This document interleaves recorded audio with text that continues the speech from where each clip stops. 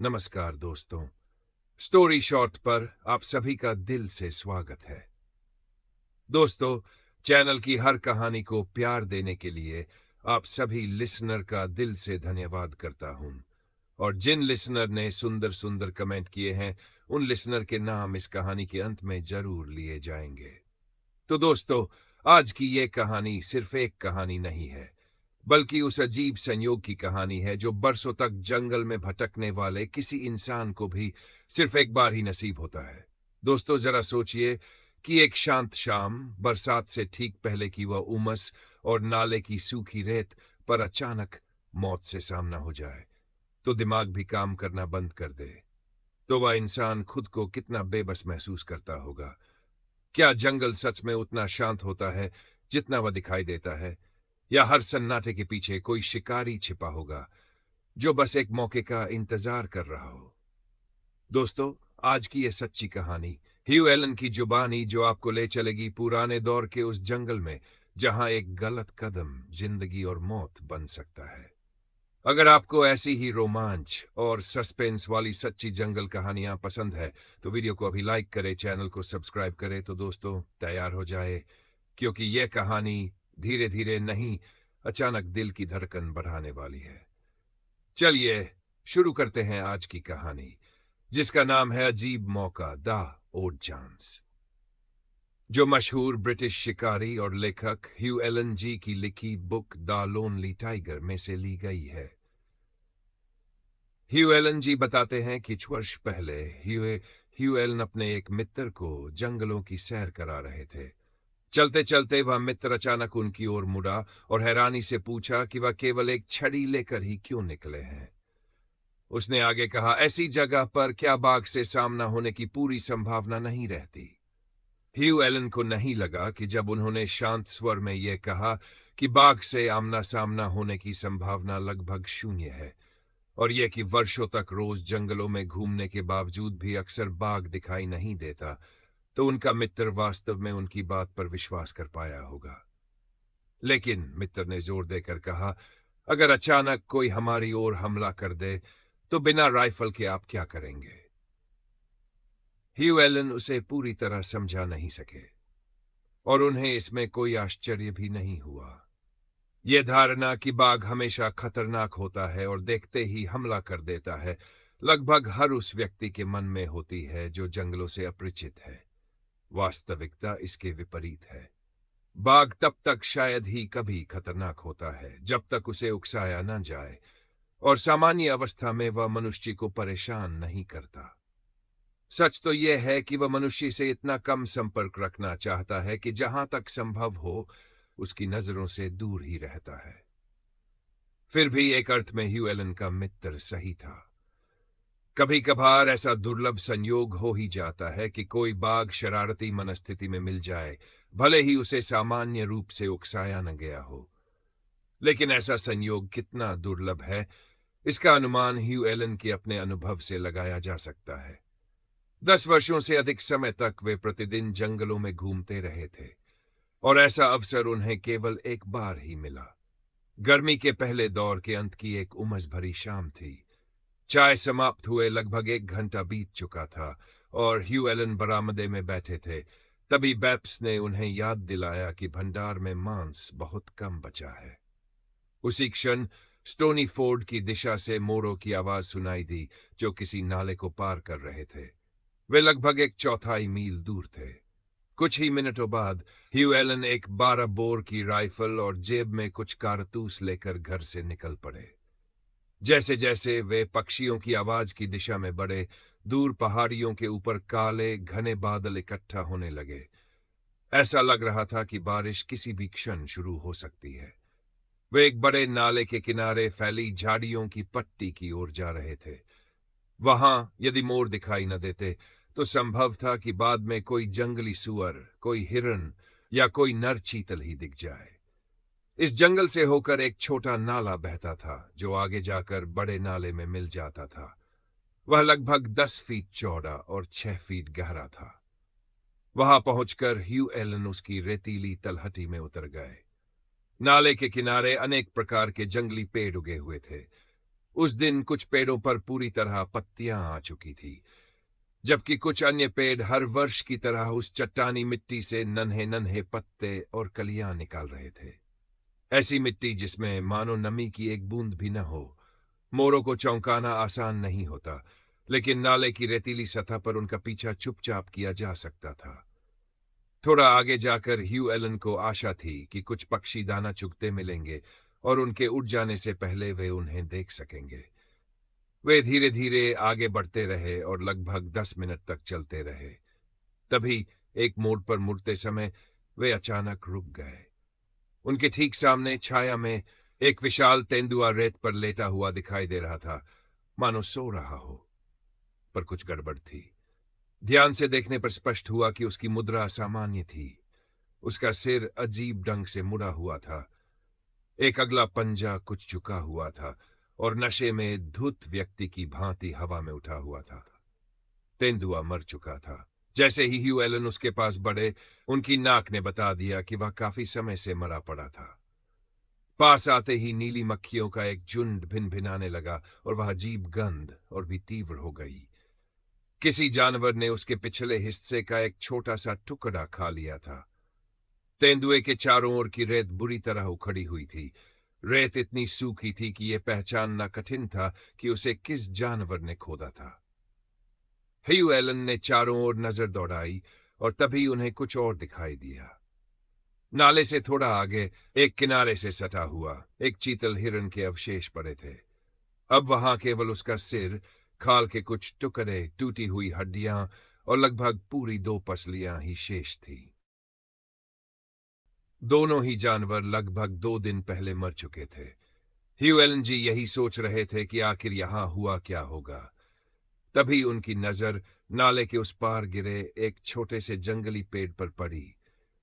वह पेड़ लगभग 10 गज दूर था और नाले को लगभग पूरी तरह से रोक रहा था, लेकिन उसकी जड़ों के ठीक सामने रेत पर एक साफ सा घसीटने का निशान दिखाई दे रहा था।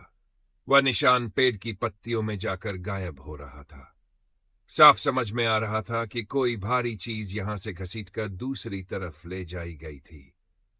ह्यू एलन जी धीरे धीरे उस पेड़ के पास पहुंचे, कुछ पत्तियां हटाईं, कुछ छोटी शाखाएं अलग कीं, और तभी अपने से लगभग 2 गज की दूरी पर उन्हें कुछ काला पड़ा हुआ दिखाई दिया।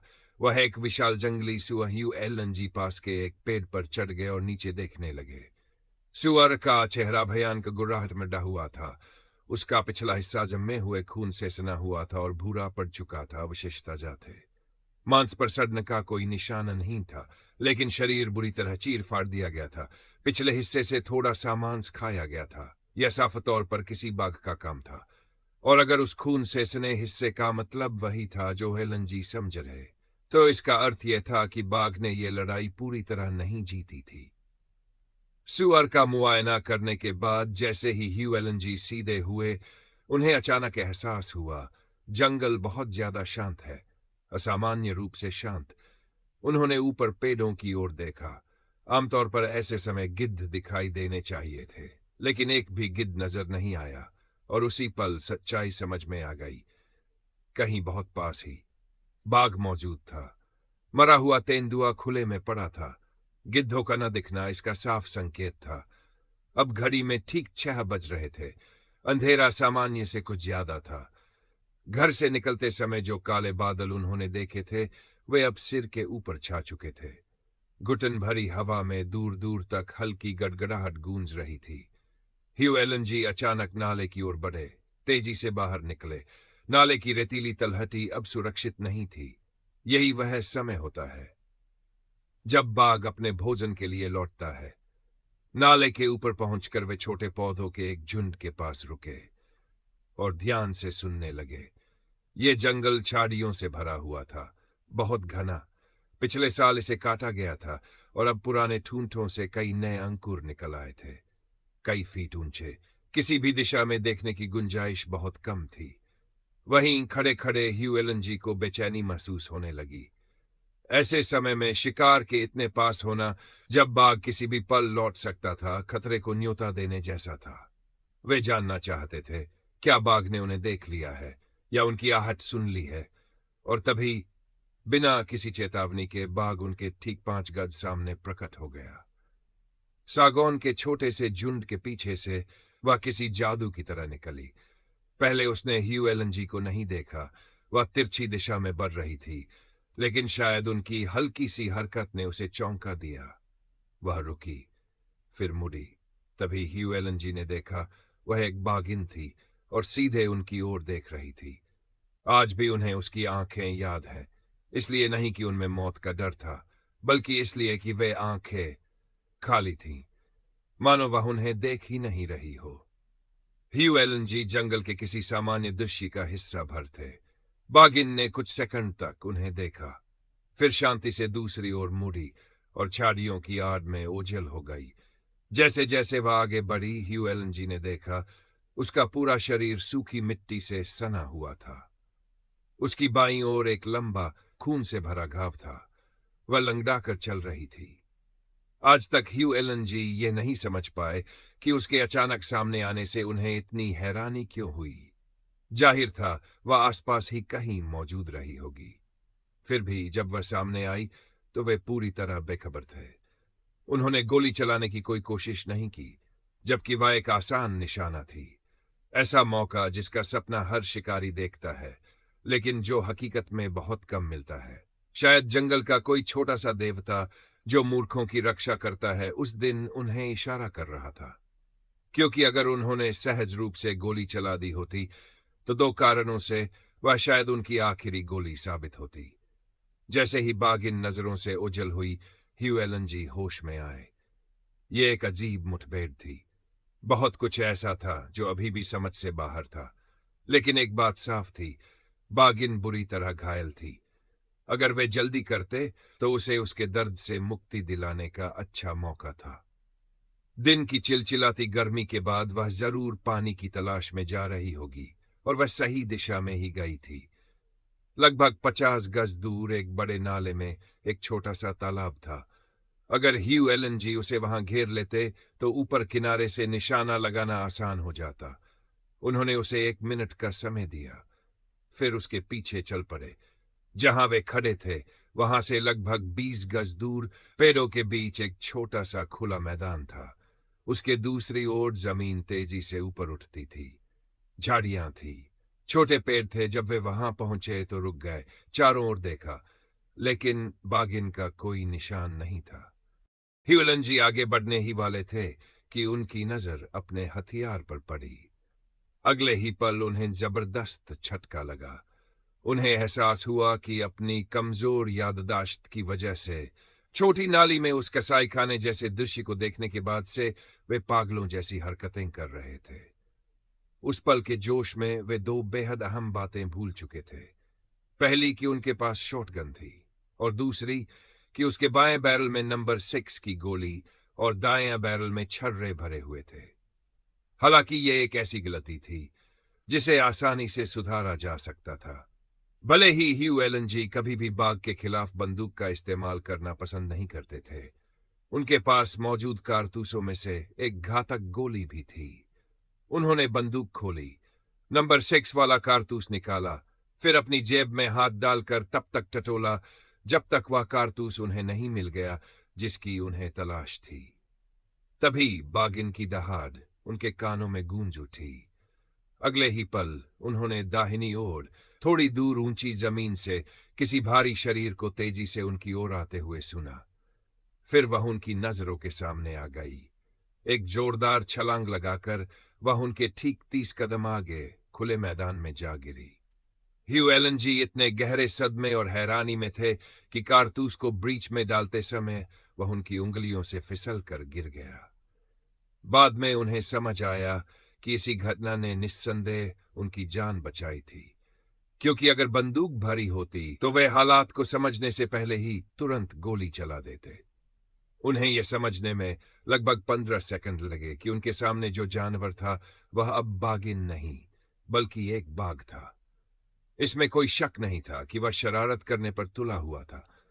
जैसे ही वह अपने पैरों पर उतरा, वह ह्यू एलन जी की ओर मुड़ा और उनके सामने इधर उधर तेजी से घूमने लगा। उसी समय वह अपना सिर ऊपर उठा रहा था और जोर जोर से उन्हें डराने की कोशिश कर रहा था। वह दहाड़ता हुआ हवा को चीरने लगा। फिर उसने नकली हमले करने शुरू कर दिए। वह जमीन पर झुकता, अपने पिछले हिस्से को थोड़ा ऊपर उठाता, कानों को सिर से सटाता और झपट्टा मारने की मुद्रा बनाता। अचानक वह अपने होंठ हिलाता और चमकते नुकीले दांतों के बीच से एक भयानक गुर्राहट निकालता। अगले ही पल वह एक जोरदार छलांग लगाकर अपनी चाल तोड़ देता। फिर दोबारा इधर उधर उछलते हुए दहाड़ने लगता। किसी भी पल वह बाघ असली हमला कर सकता था। वह बिल्ली की तरह चूहे से खेल रहा था।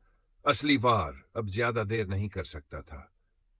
हर बार जब वह हमला करने का संकेत देता, ह्यू एलन जी की नजर उसकी पूंछ के सिरे पर टिक जाती। जैसे ही वह हिलती, वह झपट्टा मारने को तैयार हो जाता। इस पूरे समय ह्यू एलन जी धीरे धीरे पीछे हटते रहे। उस उछलते हुए पीले शरीर को देखकर वे मंत्रमुग्ध से हो गए थे। बंदूक अब भी उनके बाएं हाथ में खुली लटकी हुई थी।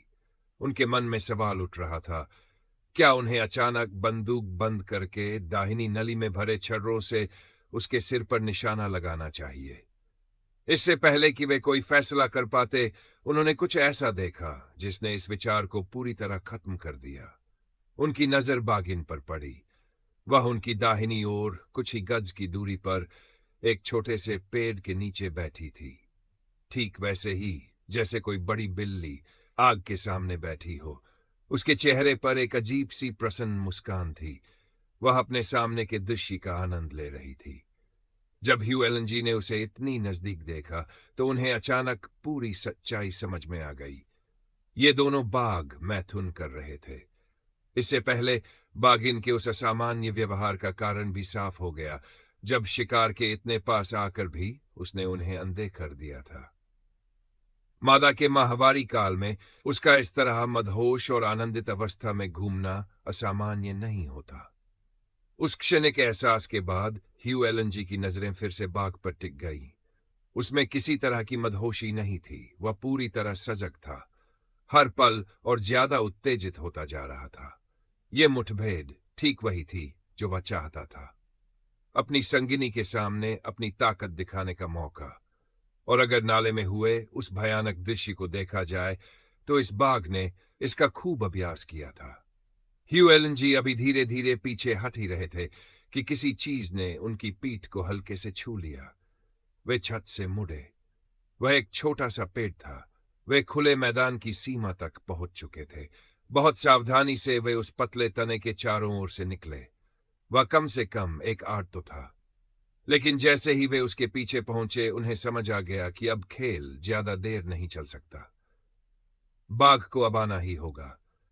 वह भी उनकी तरह जानता था कि उनके पीछे जंगल और पेड़ों की सुरक्षा है। तभी अप्रत्याशित दिशा से मदद आ गई। बिजली की एक पतली लकीर तेज चमक के साथ नीचे गिरी। ठीक उसके बाद कान फाड़ देने वाली गड़गड़ाहट गूंजी, बिल्कुल उनके सिर के ऊपर।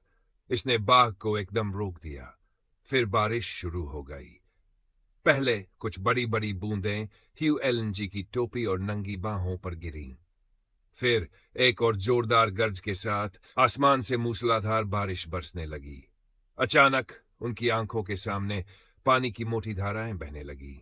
जमीन से हल्की फुहार उठने लगी। इस अद्भुत अवसर का लाभ उठाते हुए ह्यू एलन जी अपने पेड़ के पीछे पूरी तरह छिप गए। बाघ का जोश जैसे टूट चुका था। बारिश की बूंदें उसकी पीठ पर कर फिसल रही थीं। ध्यान से उसे देखते हुए ह्यू एलन जी ने खाली चैम्बर में एक और छर्रों वाला कारतूस डाला। फिर बहुत धीरे से बंदूक बंद कर दी। जैसे ही बंदूक बंद हुई, उन्होंने सेफ्टी कैच हटा दिया। लेकिन अब खेल खत्म हो चुका था। बारिश से भीगे अपने शरीर को जोर से झटकते हुए बाघ अचानक मुड़ा और दौड़ पड़ा। लगभग उसी पल बाघिन भी उसके पीछे हो ली। आखिरी बार जब ह्यू एलन जी ने उन्हें देखा तो वे दोनों एक साथ उबड़ खाबड़ जमीन की ओर भाग रहे थे, शायद किसी गुफा में शरण लेने के लिए।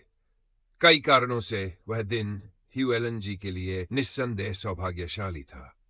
सबसे बड़ी बात यह थी कि अगर छोटी नाली के पास उनकी मुलाकात बाघिन की जगह बाघ से होती तो वह एक पल भी नहीं हिचकिचाता। वह तुरंत हमला कर देता, क्योंकि वे उसके शिकार के बहुत करीब थे। और मादा के साथ होने पर बाघ का स्वभाव हमेशा अधिक उग्र होता है। निस्संदेह बाघ ने उस तेंदुए को मारा था। ह्यू एलन जी के अनुमान के अनुसार तेंदुए द्वारा चीतल हिरण को मारने के तुरंत बाद ही बाघ ने उस पर हमला कर दिया होगा। लेकिन तेंदुए ने, और कुछ तेंदुए बेहद साहसी होते हैं, अपने शिकार पर कब्जा छोड़ने से इनकार कर दिया होगा। तब बाघ उस पर टूट पड़ा, शव पर कब्जा करने के लिए नहीं, बल्कि अपनी साथी के सामने अपनी शान दिखाने के लिए। बाघ ने सूअर पर भी हमला किया था, लेकिन संभव है कि सूअर इतना जबरदस्त प्रतिद्वंद्वी निकला हो कि बाघिन को बीच में आकर उसकी मदद करनी पड़ी हो। इसी झट में उसे कमर में वह गहरा खून से लथपथ घाव लगा था। अगर ह्यू एलन जी ने उस बाघिन पर गोली चलाई होती तो उसके पीछे दो ऐसे कारण थे जो दोनों ही घातक साबित हो सकते थे। इससे अधिक निश्चित और कुछ नहीं था कि अगर बाघिन के प्रकट होते ही उन्होंने गोली चला दी होती और केवल नंबर 6 की गोलियों से उसे छलनी कर दिया होता तो वे उसे चोक बैरल दे देते।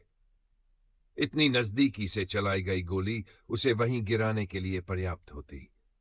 लेकिन इसके बाद भी एक बड़ा सवाल बाकी रह जाता। इतनी नजदीक से क्या ह्यू एलन जी समय रहते एक ही गोली में उसे पूरी तरह ढेर कर पाते? और मान भी लें कि वे ऐसा कर लेते तो भी वहां उसका साथी वह बाघ मौजूद था जिसके बारे में उन्हें कुछ भी पता नहीं था। अगर वह बाघ अपनी प्रेमिका के शव पर झुके हुए ह्यू एलन जी को अचानक देख लेता तो शायद दूसरी बार बच निकल पाना असंभव होता। ह्यू एलन जी को पूरा यकीन था कि उस हालत में जंगल उन्हें दूसरा अवसर नहीं देता, और यही कारण था कि उन्होंने गोली नहीं चलाई। यही वह क्षण था, यही वह फैसला था जिसने ह्यू एलन जी को बाघ से बचा लिया। तो दोस्तों, यहीं पर यह रोमांचक और रोंगटे खड़े कर देने वाली कहानी समाप्त होती है। और दोस्तों, अब बारी है उन प्यारे रेगुलर लिसनर्स का जिक्र करने की जो हर वीडियो पर अपने सुंदर सुंदर कमेंट्स से हमें हौसला देते रहते हैं। उनके नाम इस प्रकार है: सूर्यकांत पाटिल जी, सोनाली पवाश जी, सरयू प्रजापति जी, सुभाष चंद्र साहू जी यश जी इटली से, हैदर जी लंदन से, रौफ मलिक जी लंदन से, सुरेश वाट जी नागपुर से, सावित्री देवी जी, गालिब अहमद जी, वैद्या चेतन जी, एच परसन जी, अमन रावत जी, उमेश कुमार गुप्ता जी, धनंजय सिंह जी, क्लिफ्टन चैनल वाले भाई, अमरीश छेदा जी, रजनीश कुमार जी, बिली मजागिर भाई, सबराता बरारी जी, फहीम अंसारी जी, दारेन अंसारी जी, रियाज मुल्ला जी महाराष्ट्र से, राकेश दुबे जी, किमपुतिन जी, किरणदीप बंडाल जी, मेहंदी हसन जी, नितिन जैन जी, फरहान सुल्ताना जी, हुसैन बोहरा जी, योगेंद्र माहौर जी, मुबारक हुसैन जी, अली खान जी, केनेथ पोर्टर जी, अमित पंडित जी, गगन जी। तो दोस्तों, ये थे हमारे कुछ रेगुलर और नए लिसनर्स के नाम। तो दोस्तों, चैनल पर आने के लिए आप सभी का दिल से धन्यवाद।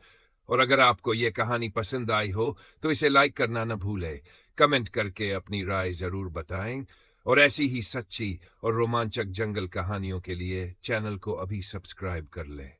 तो हम फिर मिलेंगे एक और नई कहानी के साथ, एक नए रहस्य के साथ। तब तक के लिए आप सभी लिसनर अपना ख्याल रखना, और आप सभी को शुभ रात्रि।